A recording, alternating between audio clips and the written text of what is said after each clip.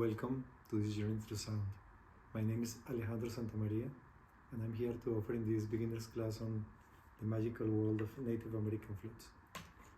First of all, I want to thank Daniela for this opportunity and inviting me to make this offering for all of you. It's a great honor and pleasure to be here, offering a little bit about the passion that I have for this sacred instrument. I never thought in my life that playing a Native American flute was going to be so beautiful and easy. Self-expressing is just a completely different instrument, a tool for connection with the sacred world. I have never trained as a musician in my life, ever. And just everything I did with this instrument was to connect. And I think this is the approach that I want to give you, the way you should connect with this instrument is from your heart. Technicalities are things that are needed, but it's more important how do you understand and treat this instrument as something that is sacred, that is a gift from the spirit to you, so you can literally express your soul and also interpret what is coming from the spirit world to others and heal our brothers and sisters, heal humanity, heal yourself through this magical tool. For me, also, sometimes I think about it as like my chanupa, my peace pipe, which is not the right word, but it's like a sacred peace instrument, because whenever you go with one of these anywhere, it helps you connect with people, and no matter their culture or the color or their race, this is a tool of connection with others, with yourself, and with the spirit. This is my eagle flute. It's a Native American flute. It was made in Peru, so they have evolved and developed into different ones. Like we have the single chamber ones, we have these double chamber ones with a drone. That's a beautiful instrument made by a beautiful friend. This one is a 3-chamber flute, but this one is also in the Native American style, with the difference that half of the flute is in shakuhachi from Japan, made with the same techniques, but half of it is a Native American flute. So very beautiful instrument, very powerful. This one comes from the jungles of Peru, and it's also, this one is 5 pentatonic, use 5 holes like traditional ones. And my eagle is 6 holes. This is a hawk and an eagle. This part is called saddle block. I call it totem. For me, represents my power animal. You need to find a flute that is very good size for your hands. This is a big flute. Depending on your size or depending on the energy you want. Also the key is important for the energy you want to work with. The scale is always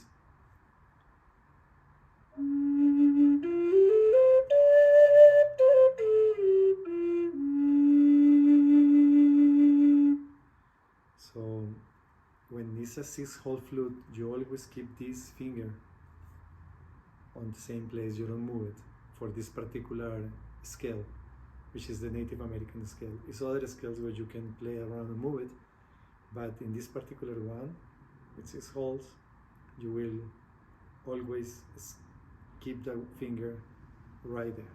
So it will be like.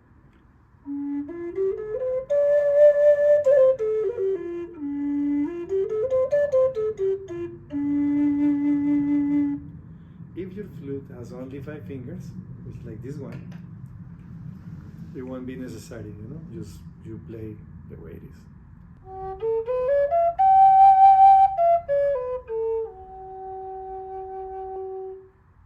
Different keys, different frequencies for different moments of healing. Coming back to the flute, the Native American flute, the saddle, you need to be, or the totem, always before playing, make sure that it's aligned right here with the chamber, the second chamber. You remove it a little bit. This is really tight. You are gonna see there is 2 chambers on the flute. and a channel where the air comes from the air chamber into the sound chamber. So it goes from here, travels through here, and goes inside and makes the sound. It's always good after playing just to take out your totem and dry it out. So it's good to let it breathe, so she don't get any mold or anything like that, you know. And also the alignment is very important. I don't know if you can see it really well there. It needs to be aligned. It's super important, that alignment, because if I don't do it, it will sound weird, you know? This case sounding really good. Sometimes I play with that too, you know, but you get this kind of sound, you see? So, okay. Put it back in place. Always I think it's good to ask permission to the instrument too, in a good way, just to connect. Have a deep breathing, you know. Just feeling, and asking for permission, so you can be a channel of beauty. That's important also to relax all your body in general, your hands especially, because people tend to, when I do classes, immediately I notice that people is tense, especially in their hands, you know, like, so it's good to use like, let go of your body and just relax, like you enter into a meditation state. Your fingers need to be kind of dropping into the flute, not like this. I've seen a lot of people try to close the flute with the tip of the fingers and not with this soft part. Also feel it, because I use more feeling than visual. When I close my eyes, I just put my finger right there. I feel the hole in my finger, so I continue doing the same. So I have this sensation of knowing that I'm closing the flute completely. And the most important is no running. There's no need to run, no need to start creating music, because a lot of people start like trying to make music right away, and it's not necessary at the moment. It's very important to get these simple steps really clear, and then the music will start showing up by itself. It's something that will come. You can learn songs, but I have never done it. My style of playing is absolutely mine. I try to maintain myself away from myself, from listening to other players, or so I don't know, try to not get influenced by other styles. That way I have been always trying to create my own style. You can do whatever it feels good for you. At some point, this is an instrument that will guide you through developing a self-expression that is only yours. It's an improvisational kind of idea of way of playing. Again, it's very important. If you hear any whistling or the round is not coming out correctly, it's because you are not closing the holes completely.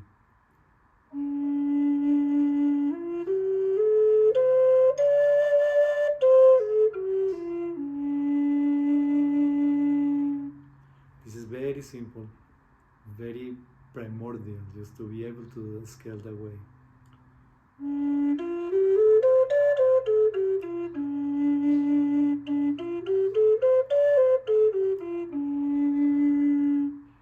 So the way that you also breathe into the flute, it's different ways of breathing, obviously, but it's one that is important to this kind of exercise, which is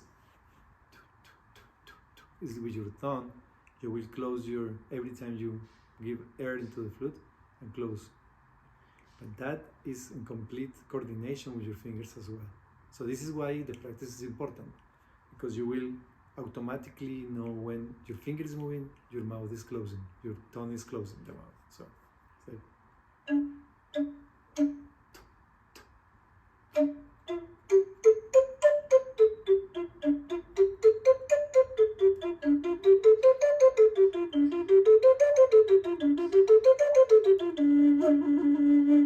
you start slowly, and then you start increasing. There's no need to do any other exercise more than that. Once you master that, if you really master it, you're ready to do anything, you know? It's just simple, but it needs to be like that.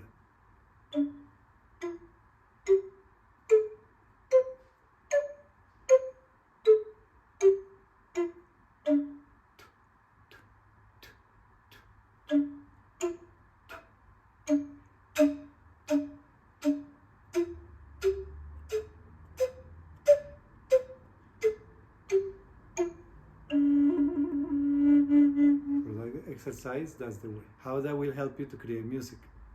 Because once you have this completely in your completely practice and you're doing it really well,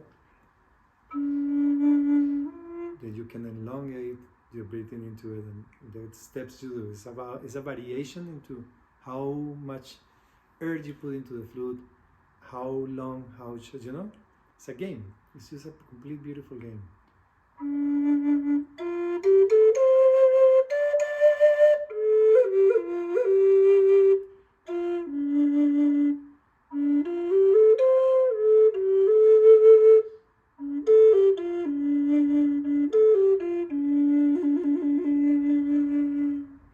So exercises I do, and I still do daily, not daily, but I do a lot.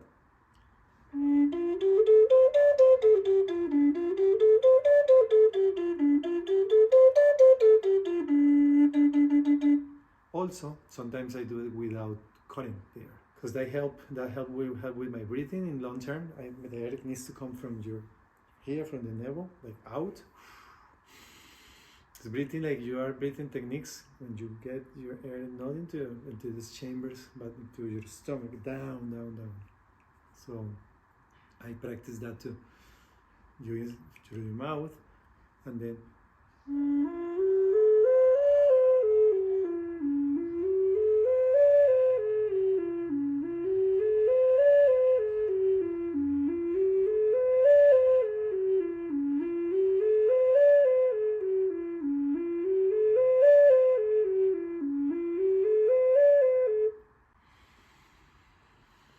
like in meditation,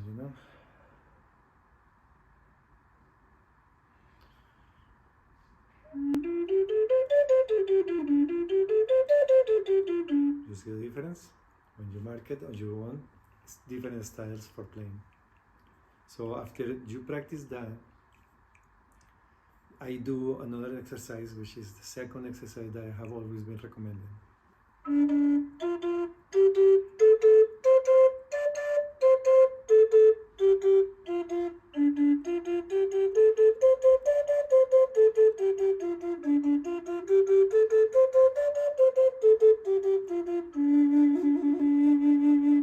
Twice, see?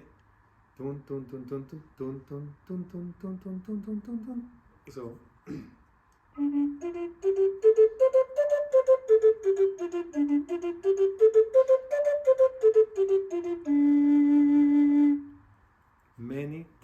many times. That will give you this ability in your fingers, the connection with your pause, stopping and continuing with the breathing to the flute.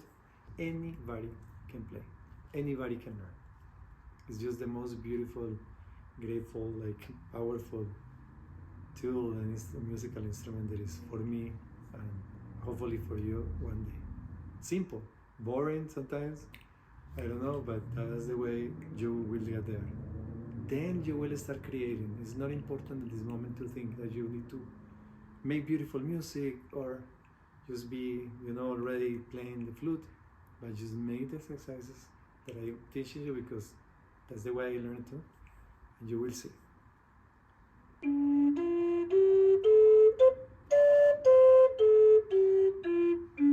Also with one breath, like with inhalation, just go as much as you can. That will help you also increase. That's the thing that have changed in me. When I started playing, I didn't have any continuity. I will get really, exhausted fast, but through practice, now I can last a long time. After that second exercise, I also do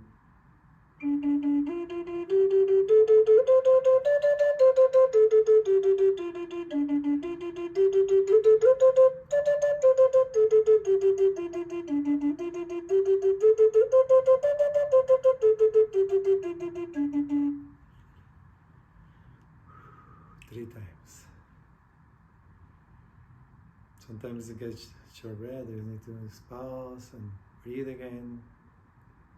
Don't force it, just flow into it. And just catch your breath again. And also remember to relax, it's just very important the most important thing with connecting with this sacred instrument is to relax. You are in prayer, you are in connection. Even though you're practicing, you are just connecting to His spirit and to your own self. And then I do another most complicated.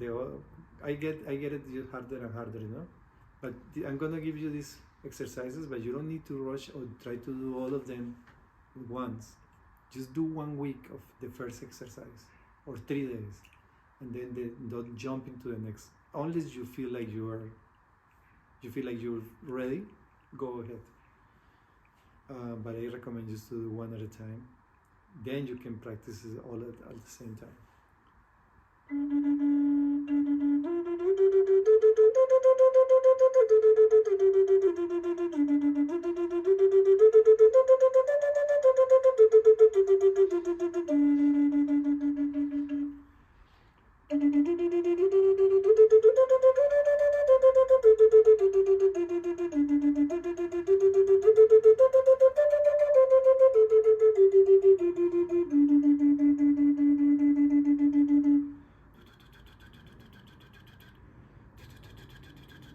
You shorten, It's very important how you exhale into the flute. In your mouth, if you do like, you let go your entire air at once, you will get tired sooner. You will get, I don't know how you call it, but when you feel like dizzy because you have blown too much into something, that way. So you need to, the way to control it is to close your mouth and make a small amount of air coming out. You see? Like you're whistling. So that way you won't spell the entire air like all at once. It's different when you're, for example, they ask you to meditate and they inhale. And then they tell you exhale and everybody's like, all this exhalation. You don't do that with the flute. It's completely different with the Native American flute. You inhale the same way, but your exhale is controlled. It's really, really controlled. It's like in small amounts and steady amounts of air coming out. Not like free flow, no.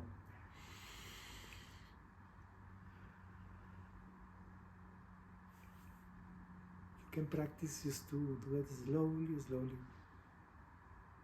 Just make your mouth like this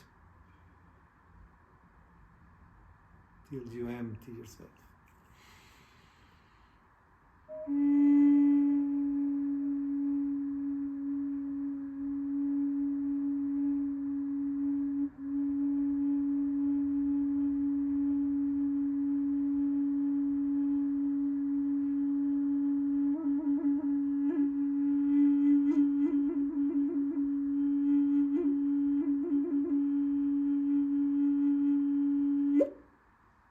After you have mastered these exercises, always with the knowing that what you are also putting into this flute is sacred air, sacred life, because the wind, the air, the elements of life. Imagine that beauty, that through that powerful spirit and the spirit of wood, the trees that give us life to, because they are the lungs of the earth, you can create this amazing sound. After you have master these exercises, which are gonna be your practice, kind of way you practice is many others, but just to elongate the way you breathe into the flute, do 2 or 3 of those a day or as much as you want or feel. You can start developing other techniques a little bit more say complicated, but it's not really complicated, but different techniques of breathing into the flute. Like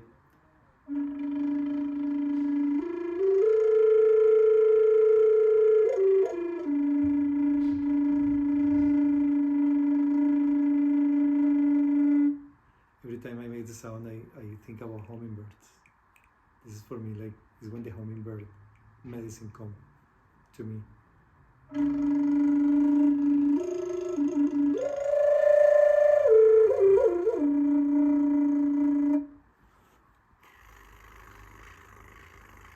with my tongue. I make it like vibrate inside my mouth. At the same time I expel in the air.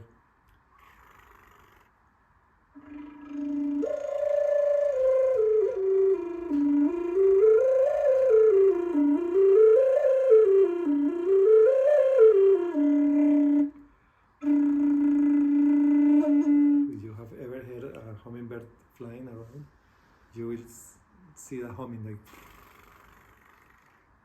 So something that I like, and also like you can practice this as a different complete exercise, not related to anything else, but just to how do that with this finger and this finger.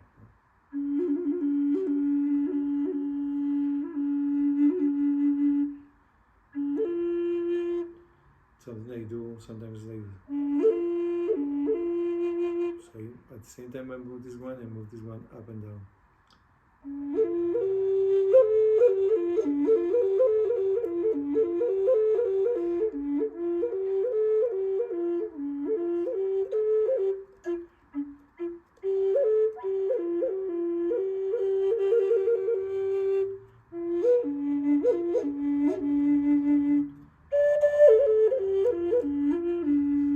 Also both of them at the same time.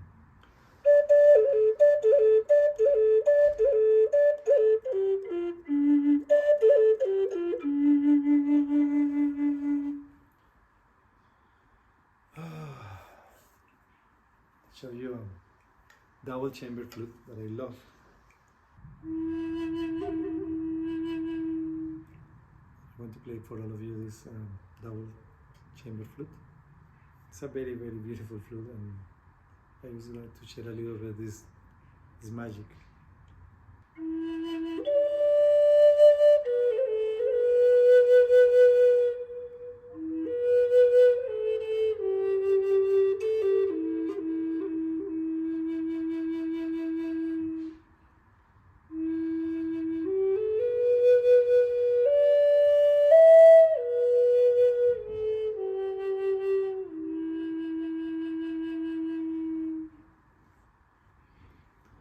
Doing it very basic, just to show you with the exercises that I gave you how easy it is to make this beautiful music.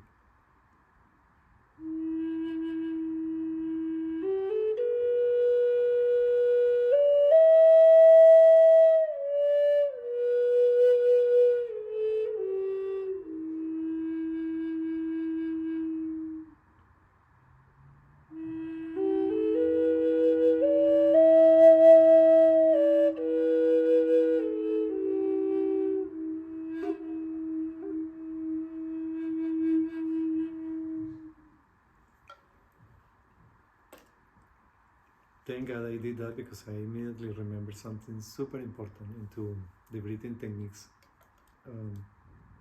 I was just thinking about it, but then when I started playing, it came to me right away. The vibrato is a way of breathing into the flute and giving it that vibration called vibrato.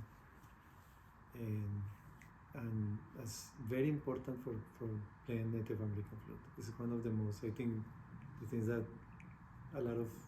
one of the most beautiful techniques, and I think important, because you can, if you do it flat, you see? I'm gonna put a little bit of amplification here.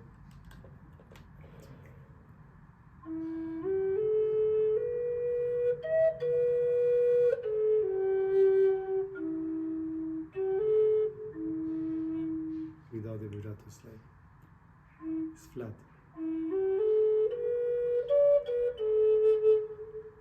Then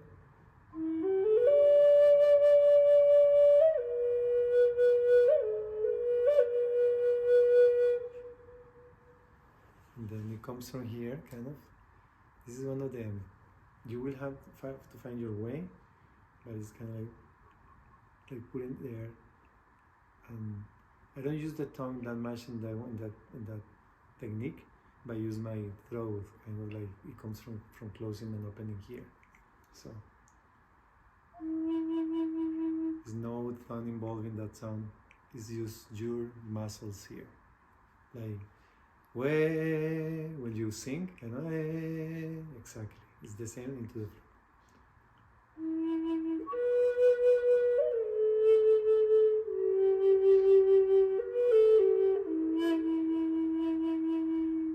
Then if you increase the way you're doing it, like so you push and let go, push and let go, and you play with that. It's like going into. I always, when I play flute, I feel like when I close my eyes, or I am in the wind, just flowing, you know, like opening my wings, and I'm just playing with the wind. And I'm an eagle or a condor. Or I always think of a bird in particular, and go in that feeling, you know, and so I, at the same, it's like the wind stop. It's just making me just move like that, like in different ways.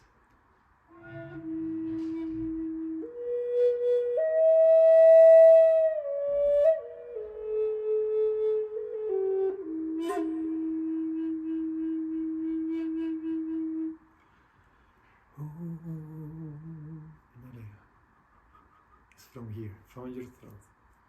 The air comes from here, from you, like stomach, your lungs deep, but the effect is doing right here. The other effect that comes from your tongue is when you stop and open, stop and open.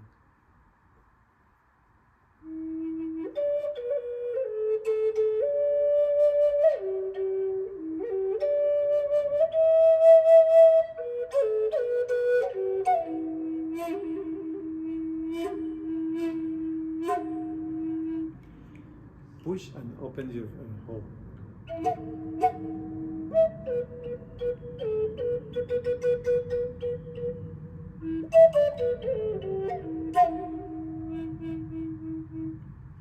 Those many little exercises, and it's like it's playing with this beautiful instrument. Also, sometimes I like to go in under the sea, even though it's a wind instrument. I connect like with the whales, and I feel like I'm under the ocean, because they are mamíferos. ¿Cómo se dice mamíferos? They are mammals, and they breathe air too, and they go into the ocean and make these sounds. And this flute kind of like remind me of that. So instead of going into the air and going deep into the ocean and play with it.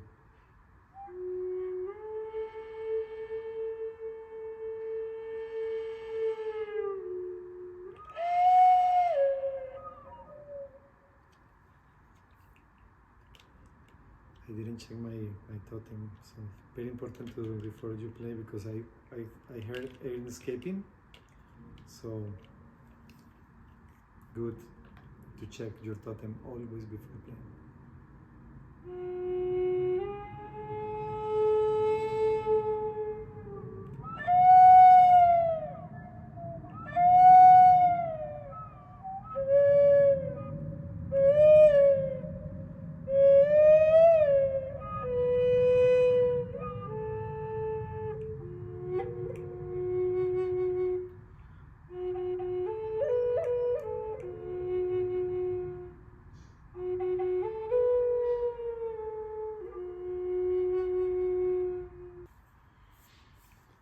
Coming back to my eagle flute, this is more or less what I have think of giving you on this beginners class. Hopefully we get to do another one where I can teach you other techniques when you feel like you are ready. Okay, for closing, I want to just read something that it came to my mind at the last moment, and I want to emphasize about. So I want to emphasize that a Native American flute is not just an instrument, but a sacred tool for healing oneself and others, self-expression and connection with Mother Nature and the spirit world. Each one of them is unique, and I consider that Each one possesses the spirit of the sacred wind and wood as well. What a powerful combination. Sufi poem or saying that says that the sound of the rain needs no translation. It's the same as the sound of the wind through the sacred instrument of the flute. Needs no translation. It can reach everything. And I hope you have a wonderful, wonderful, wonderful life and rest of the day. I hope. Namaste, I love you. I hope. Thank you so much.